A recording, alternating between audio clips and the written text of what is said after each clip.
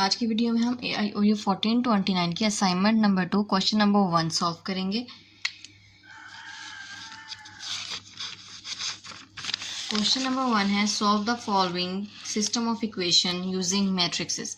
Matrixes का use करके इन equations को सॉल्व करना है। अब मैट्रिक्स का यूज़ करके दो तरीके हैं इक्वेशन को सॉल्व करने के, एक इन्वर्स मेथड, दूसरा क्रैमर रूल।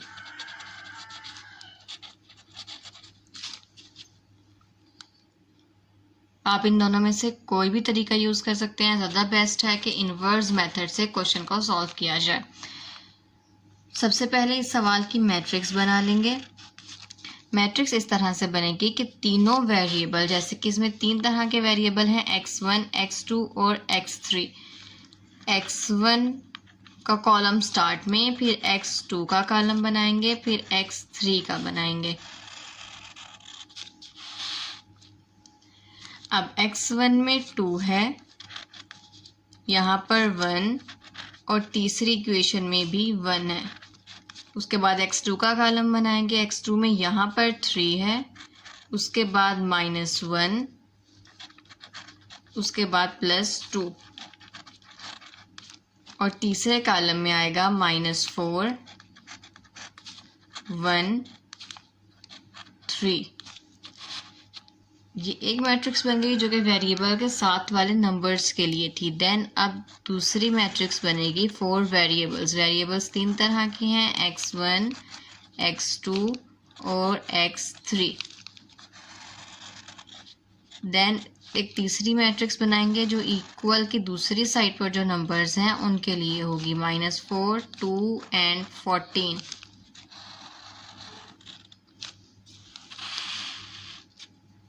अब यहाँ पर इन्वर्स का फॉर्मूला लगाएंगे। फर्स्ट मैट्रिक्स है ए मैट्रिक्स, सेकंड मैट्रिक्स है एक्स मैट्रिक्स और इक्वल के बाद है बी।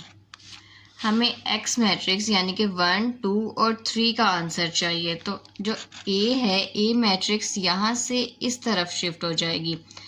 अब जब प्लस हो रही हो कोई भी वैल्यू किसी वेरिएबल के साथ, उसको दूसरी साइड पर लेके जाते हैं तो वो माइनस हो जाती है। लेकिन यहाँ पे ये मैट्रिक्स है तो इसका उलट होगा इन्वर्स, यानी ए मैट्रिक्स इस साइड पर आकर पहले इन्वर्स होगी और फिर बी के साथ मल्टीप्लाई होगी। हमारे पास एक्स के आंसर्स आ जाएंगे। अब पहले ए इन्वर्स फाइंड करते हैं। ए इन्वर्स के लिए कुछ स्टेप होते हैं। सबसे पहला स्टेप है डिटर्मिनेंट फाइंड करना, उसके बाद कोफैक्टर और लास्ट पर एडजॉइंट। ये तीन स्टेप्स को पूरा करके इन्वर्स फाइंड किया जाता है। सबसे पहले डिटर्मिनेंट फाइंड कर लेंगे। डिटर्मिनेंट में मुकम्मल मैट्रिक्स को एक बार बार्स में लिखते हैं। मैट्रिक्स ये स्टार्ट वाली मैट्रिक्स लिखनी है, 2, 1, 1, 3, -1, 2, -4, 1, 3। इक्वल के बाद 2 को सबसे पहले लिखना है, फिर बार्स लगाएंगे। अब फर्स्ट रो और फर्स्ट कॉलम को स्किप करके बाकी जो 4 नंबर्स बचते हैं वो हमने इस मैट्रिक्स में लिखने हैं। देन माइनस आएगा, उसके बाद 3। अब फर्स्ट रो और सेकंड कॉलम को स्किप करके बाकी 4 नंबर्स लिखने हैं, 1, 1, 1 और 3।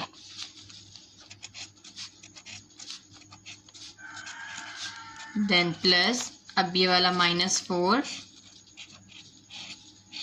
उसके बाद फिर मैट्रिक्स में फर्स्ट रो और थर्ड कॉलम को स्किप करके बाकी 4 नंबर्स लिखने हैं,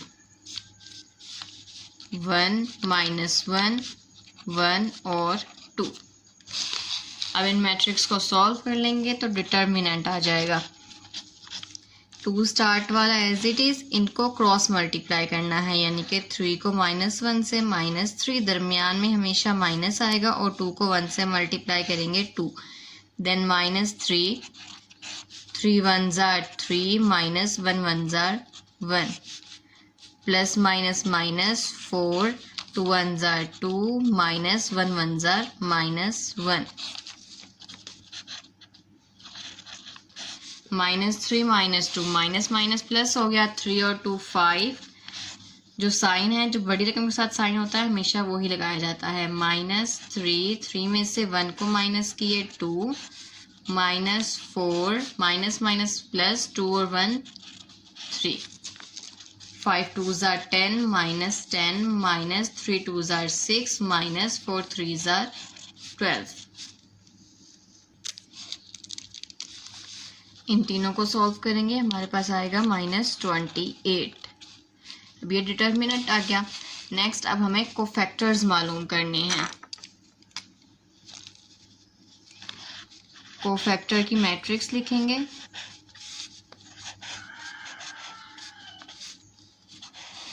कोफैक्टर मैट्रिक्स होती है A11, A12, A13, then second पर A21, A22, A23, 31, 32 और 33।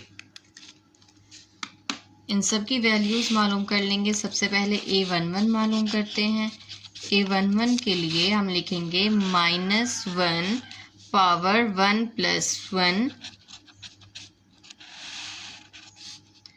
जो A मैट्रिक्स है उसमें से फर्स्ट रो और फर्स्ट कॉलम को स्किप करके जो 4 नंबर बचते हैं वो हमने इसमें लिखने हैं।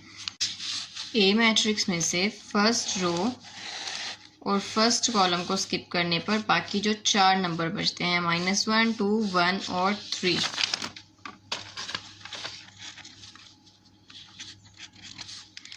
इनको सॉल्व कर लेंगे। -1 एज इट इज, पावर बन जाएगी 1 + 1 2, 3 1s are -3 -2 1s are 2। इन्हें क्रॉस मल्टीप्लाई ही करना है। -1 का स्क्वायर लेंगे तो +1 आएगा, -3 -2 -5। देन अब नेक्स्ट A12 फाइंड करना है। उसका भी तरीक़ेकार बिल्कुल सेम है। -1 एज इट इज आएगा, पावर 1 + 2 और मैट्रिक्स में फर्स्ट रो और सेकंड कॉलम को स्किप करना है। फर्स्ट रो और सेकंड कॉलम को स्किप करना है। बाकी 4 लफ्ज़ लिखेंगे 1 1 1 और 3।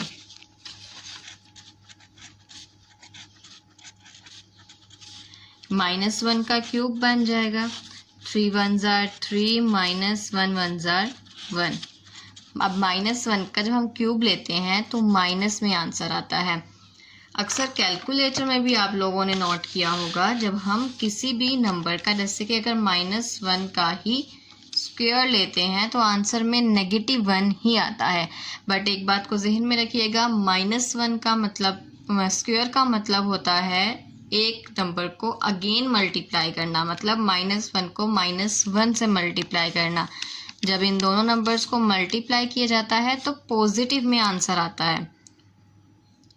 अब इस क्वेश्चन के अकॉर्डिंग आप इतना जहन में रखिए कि जब आपके पास पावर इवन में होगी, यानी कि 2 4 6 8 इस तरह की पावर होगी तो हमेशा आंसर पॉजिटिव आएगा। और जब ओड नंबर में पावर होगी, जैसे कि 3 5 7 9, तो आंसर हमेशा नेगेटिव में आएगा। आई रिपीट, जब आपके पास इवन में पावर हो किसी भी नंबर की और नेगेटिव वैल्यू गिवन हो तब उसका आंसर पॉजिटिव हो जाता है। अगर आपके पास नेगेटिव नंबर की पावर ओड में आ जाती है तो उसका आंसर हमेशा नेगेटिव में आता है। 3 में से 1 को माइनस करेंगे 2 -2।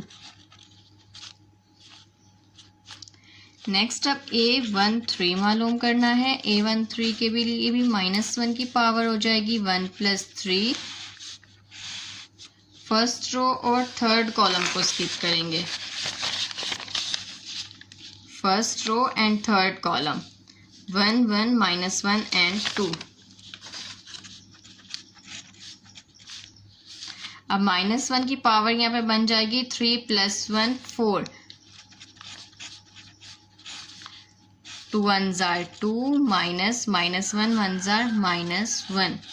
-1 की पावर 4 है जो कि इवन नंबर है, तो इसका आंसर हमेशा पॉजिटिव में होगा। देन माइनस माइनस प्लस और 2 और 1 3। अब इसके बाद 8 2 1 मालूम करना है, -1 की पावर 2 + 1। सेकेंड रो और फर्स्ट कॉलम को स्किप कर देंगे, सेकेंड रो को स्किप करना है यानी कि ये वाली रो, और फर्स्ट कॉलम को स्किप करना है यानी ये वाला कॉलम। पीछे ये 4 नंबर बचते हैं, 3 2 -4 और 3।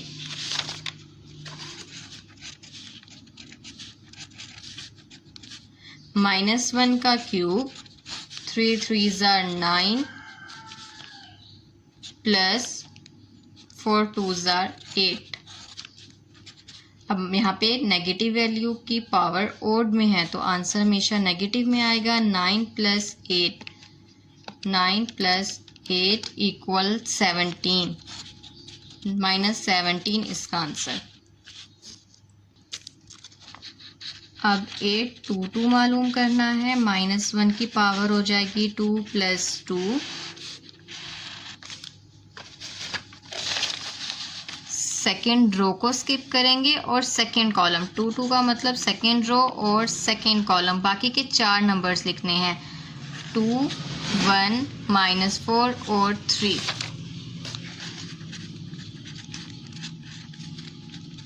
-1 की पावर हो जाएगी 4, 3 2s are 6 -4 1s are 4 -4। अब यहाँ पे नेगेटिव वैल्यू की पावर इवन में है यानी पॉजिटिव आंसर आएगा, माइनस माइनस प्लस, 6 और 4 10। 8 2 3 मालूम करेंगे, -1 की पावर 2 + 3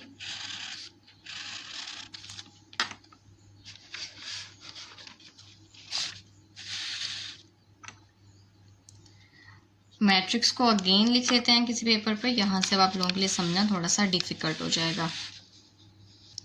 अब सेकेंड रो और थर्ड कॉलम को स्किप करना है। सेकेंड रो ये इस तरीके से रो होती है, सेकेंड रो और थर्ड कॉलम ये स्किप हो जाएगा, बाकी 4 नंबर 2 1 3 और 2 बचेंगे।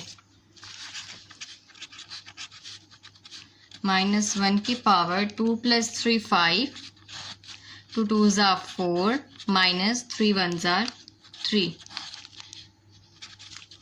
-1 की यहाँ पर पावर लेंगे, पावर है 5 जो कि आंसर आएगा नेगेटिव में। 4 में से 3 को माइनस किया, 1 -1। नेक्स्ट अब 8 3 1 फाइंड करना है, -1 की पावर 3 + 1। अब 3 1 से आपको समझ आ गया होगा कि थर्ड रो और फर्स्ट कॉलम को स्किप करना है। Third row and first column, 3 -1 -4 1।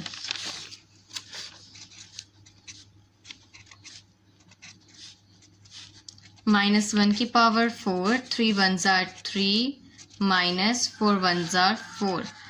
ये माइनस और माइनस प्लस हो जाएगा, सो इसका साइन नहीं लगेगा। अब यहाँ पे एक नेगेटिव नंबर की पावर 4 है जो कि एक इवन नंबर है, सो आंसर हमेशा पॉजिटिव में आएगा। 3 में से 4 को माइनस किया, -1। नेक्स्ट 8 3 2 मालूम करना है। ये सवाल थोड़ा सा लेंथी है बट बहुत इजी है। अब यहाँ से आपको पहले ही समझ आ जाएगा कि 3 2 का मतलब है third row second column. Third row ख़त्म कर देंगे और सेकेंड कॉलम को ख़त्म कर देंगे। ये मुकम्मल जब लाइंस ख़त्म हो जाएंगी तो ये 4 नंबर्स बचेंगे, 2 1 -4 1।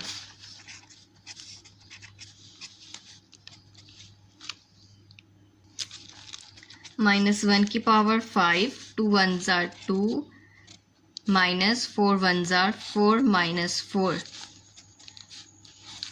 -1 पावर 5 हमेशा नेगेटिव आता है, माइनस माइनस प्लस, 4 और 2 6 और नेगेटिव साइन आएगा साथ। माइनस माइनस प्लस, यहाँ पर +6 आएगा, देन प्लस माइनस माइनस -6 इसका आंसर। लास्ट है 8 3 3, -1 की पावर हो जाएगी 3 + 3,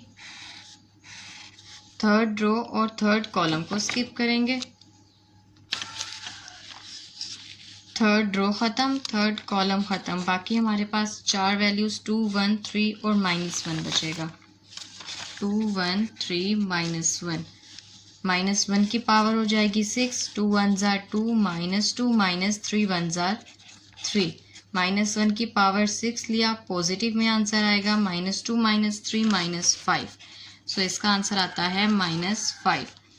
अब हमने जितनी भी ये वैल्यूज़ मालूम की हैं, जो हमने कोफैक्टर ऑफ मैट्रिक्स बनाई थी, उसके अंदर इन सब वैल्यूज़ को पुट कर देंगे। Cofactor of A equal A11 का आंसर था -5, फिर -2, 3। इस सब आंसर्स को इस मैट्रिक्स में लिख देना है। -1, -1, -6 एंड -5। कोफैक्टर के बाद थर्ड स्टेप है इसका एडजॉइंट लेना।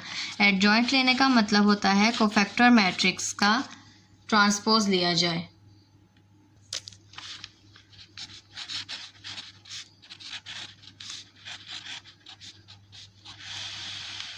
ट्रांसपोज होता है रो को कॉलम में तब्दील कर देना। जैसे कि -5, 2 और 3 ये एक रो है, इसको हम कॉलम बना देंगे। देन नेक्स्ट रो को नेक्स्ट कॉलम बना देना है और लास्ट वाली रो को last column.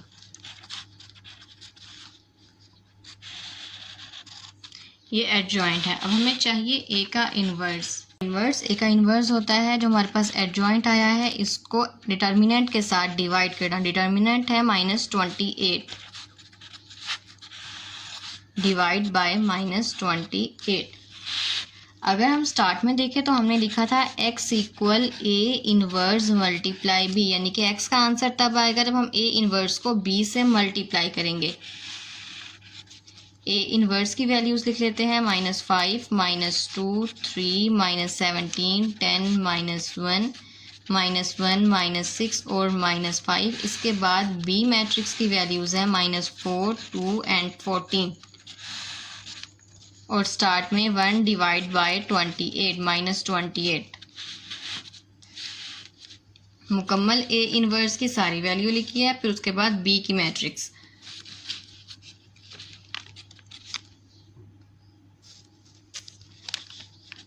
One by -28 as it is, इनको मल्टीप्लाई कर लेंगे। मल्टीप्लाई करने के लिए फर्स्ट रो को फर्स्ट कॉलम से मल्टीप्लाई किया जाता है। 5 4s are 20, minus minus plus हो जाएगा, दरमियान में प्लस का साइन आएगा। -17 मल्टीप्लाई 2 -34, दरमियान में पॉजिटिव साइन। फिर उसके बाद -1 मल्टीप्लाई 14 -14। देन अब सेकेंड रो को कॉलम से मल्टीप्लाई करेंगे। 4 2s are 8 -8, दरमियान में positive sign. 10 2s are 20 plus 6 14 84। Then third row को कॉलम से मल्टीप्लाई करेंगे। 3 4s are 12 -12 plus 1 2s are -2 plus 5 14s are 5 multiply 14 equal 70।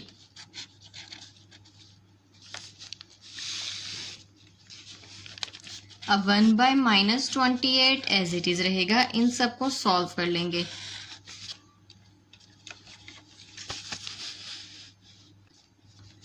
-20 -34 -14 equal -28। ये एक मिस्टेक है, -4 -2 पॉजिटिव 8 आएगा।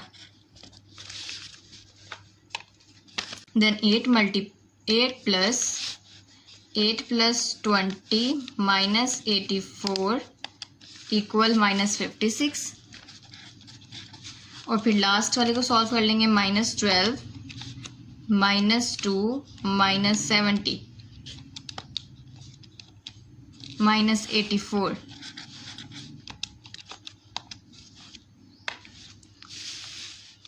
अब 28 इन सब के साथ डिवाइड हो रहा है, तो हम इन सब के साथ अलग अलग 28 को डिवाइड कर देंगे। फर्स्ट वाले के साथ डिवाइड किया तो हमारे पास 1 आंसर आता है।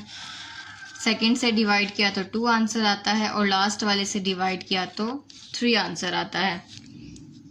x का आंसर आता है 1, 2 और 3। x में शामिल है x1, x2, x3। हमेशा ये कॉरस्पॉन्डिंग नंबर्स के इक्वल आता है, यानी x का आंसर होगा 1 x1 का, x2 का आंसर होगा 2 और x3 का आंसर आएगा 3।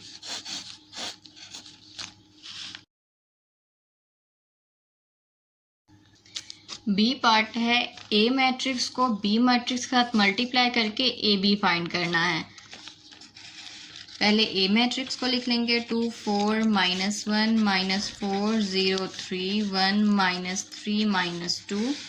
इसको बी मैट्रिक्स के साथ मल्टीप्लाई करेंगे 3, 1, 2, 0, 2, 1। मल्टीप्लाई करने का एक ही मेथड है, फर्स्ट रो को पहले फर्स्ट कॉलम से मल्टीप्लाई करना है, फिर सेकंड कॉलम से। पहले फर्स्ट से कर लेते हैं 2, 3 जार 6, दरमियान में हमेशा प्लस का साइन आता है, 4, 1 जार 4, -4 प्लस 2, 1 जार 2। अब उसके बाद सेकंड कॉलम से मल्टीप्लाई करेंगे 2, 0 जार 0 plus 4, 2 jar 8 -8 plus 1, 1 jar 1।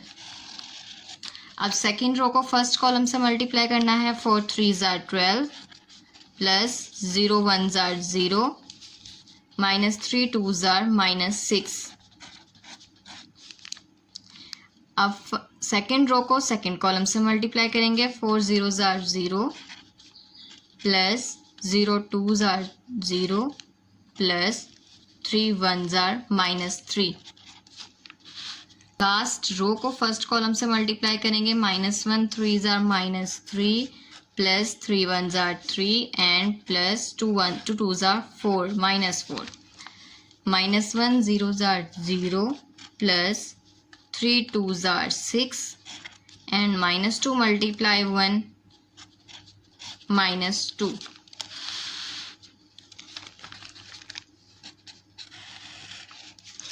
Six plus minus minus, 6 में से 4 को माइनस किया 2, 2 + 2 4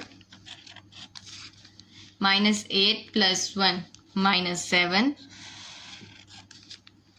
12 -6 6 -3 -3 + 3 दोनों आपस में कैंसिल, सिर्फ -4 आंसर आएगा और 6 में से 2 को माइनस किए तो 4। हमें ए बी मैट्रिक्स मालूम करनी थी इन दोनों को मल्टीप्लाई करके, सो यही इसका आंसर है। क्वेश्चन नंबर सी का क्वेश्चन थोड़ा सा लेंथी है, अगर आप इसको समझ लें तो सवाल सॉल्व करना आसान हो जाएगा। मिस्टर असद 3 तरह के मुख्तलिफ आइटम्स ख़रीदता है, जिसमें 3 kg शुगर है, 10 kg वीट है और 1 kg सॉल्ट है। जब वो लोकल मार्केट से ख़रीदता है तो रेट कुछ इस तरह से होते हैं, जो शुगर है वो 50 रुपये फ़ी किलो और गंदम 20 और उसके बाद नेक्स्ट है सॉल्ट 15 रुपये। देन अगर वो यही तीनों चीज़ें संडे मार्केट से ख़रीदता है तो रेट्स डिफरेंट होते हैं, 45, 16 और 12 रेट्स डिफरेंट हो जाते हैं। अब संडे मार्केट थोड़ा दूर है तो वहाँ जाने के लिए एक तरफ यानी कि सिर्फ जाने के खर्चा आता है 15 रुपीज़,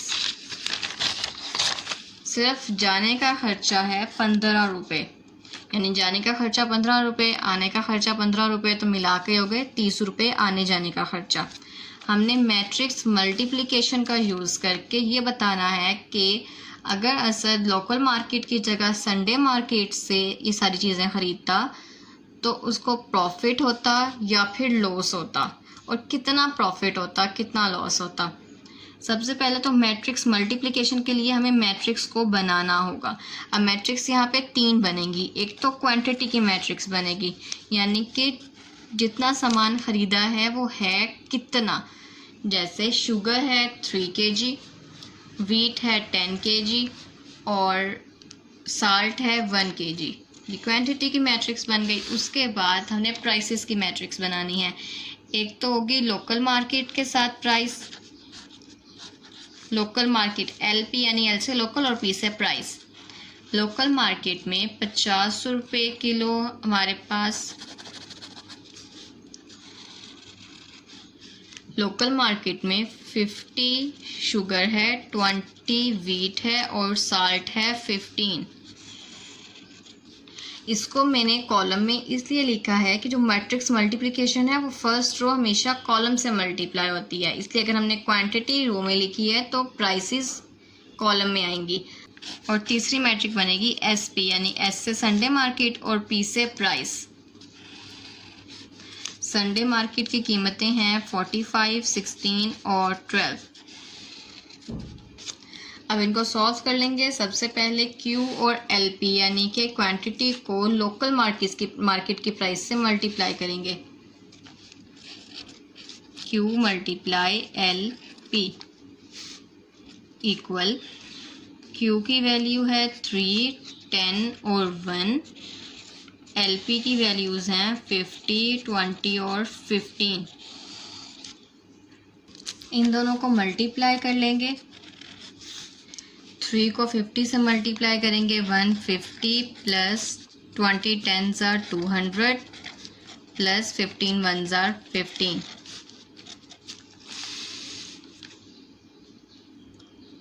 150 प्लस 200 प्लस 15 इक्वल 365। ये प्राइस आती है जब असद लोकल मार्केट से चीज़ें ख़रीदता है। देन अब नेक्स्ट हमने Q को मल्टीप्लाई करना है SP से, यानी कि क्वांटिटी को संडे मार्केट की प्राइसेस के साथ मल्टीप्लाई करेंगे। 3, 10 और 1, 45, 16 और 12। 3 को 45 से मल्टीप्लाई कर देंगे। 45 मल्टीप्लाई 3 135। 10 को 16 से मल्टीप्लाई किया 160 और 12 1s are 12। इन तीनों को आपस में प्लस कर देंगे। 135 प्लस 160 प्लस 12 307। जो लोकल मार्केट है वो नज़दीक है, सो उसके लिए कोई किराया वगैरह नहीं लगता, लेकिन संडे मार्केट पे आने जाने का रास्ते का किराया लगता है। 2 वे 4 आता है 30। तो हमारे पास जो संडे मार्केट की प्राइस है इसके अंदर हम आने जाने का किराया भी ऐड कर लेंगे। 337। अब हमने ये देखना है प्रॉफिट हो रहा है या लॉस। लोकल मार्केट में 365 आंसर था और संडे मार्केट में 337। लोकल प्राइस की वैल्यू में से माइनस कर देंगे संडे प्राइस की वैल्यू आंसर को, तो हमें समझ आ जाएगा कि कितना प्रॉफिट या फिर कितना लॉस हो रहा है। 365 माइनस 337 इक्वल 28, यानी कि प्रॉफिट। अगर असद लोकल मार्केट की बजाय संडे मार्केट से यही सब चीज़ें खरीदता है तो उसको 28 रुपये की बचत होती है, जो कि प्रॉफिट है।